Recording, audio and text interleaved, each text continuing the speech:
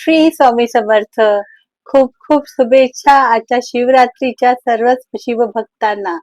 आजचा दिवस रविवार आहे, त्याच्यामुळे सूर्याला आपल्याला जल द्यायचं आहे, कुंकुम आणि त्याच्यामध्ये आपल्याला गुळ घालून सूर्याला जल दिल्यानंतर दुर्वा फुल गणेशजींना वाहून शिवशंभूला एक थंड गंगा जलाने पहिलं प्रथम आपल्याला त्यांना स्नान करून घ्यायची आहे. त्याच्यानंतर पंचामृत आहे, डाळिंबाचा रस आहे, मध आहे, जसं तुम्हाला तुमच्याकडे काय असेल त्याप्रमाणे तुम्ही दूध साखर यांचा अभिषेक करायचा आहे.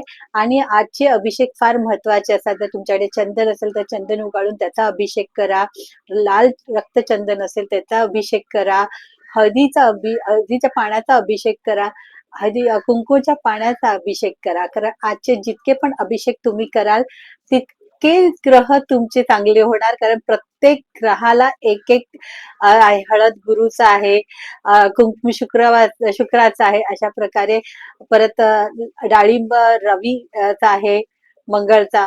तर अशा वेगवेगळ्या ग्रहांना आपण शुद्ध अभिषेक करून आज शंकराच्या पिंडीला बेल, बेलाचं फळ, दुर्वा, फुलं, पांढरी फुलं असं सगळं अर्पण करणार आहात. पंच पक्वानामध्ये आपण फळांचा त्यांना प्रसाद देणार आहोत. ती फळ तुम्ही प्रसाद म्हणून वाटायची आहे.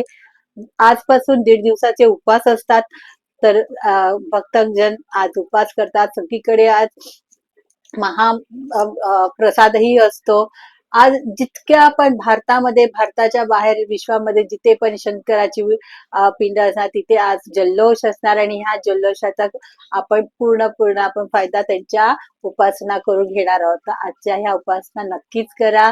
संध्याकाळी सुद्धा धूप बत्ती तुमच्या घरामध्ये लावा, घर प्रसन्न ठेवा. घरामध्ये सुगंधित वातावरण राहण्यासाठी धूप बत्ती करा. संध्याकाळी दारामध्ये दिवे लावा, शंकराच्या पिंडीच्या इथे दिवा लावा, देवारामध्ये दिवा लावा. तुपाचा दिवा खूप चांगला. तर आणि त्यात थोडीशी हळद घाला, त्याच्याने तुम्हाला गुरुग्रहाचा सुद्धा त्याच्यात आपल्याला सन्मान मिळतो. तर अशा प्रकारे तुम्ही आजची पूजा करायची आहे.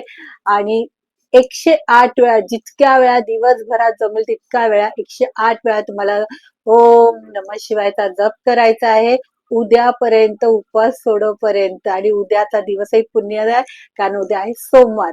त्याच्यामुळे ही शिवरात्री जवळजवळ 2 दिवस आपण साजरी करतोय आणि 4-5 दिवसापासून अजून ऑलरेडी करतोच आहे.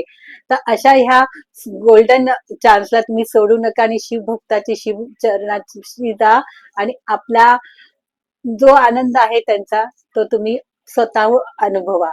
श्री श्री स्वामी समर्थ. हर हर महादेव.